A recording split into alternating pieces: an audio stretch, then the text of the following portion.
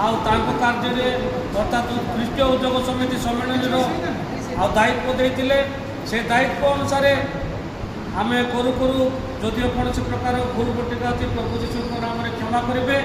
पुणी मुझे विशेष धन्यवाद देवी आम समस्त मुख्य कर्मकर्ता मानक से शिक्षित है मास्टर मैंने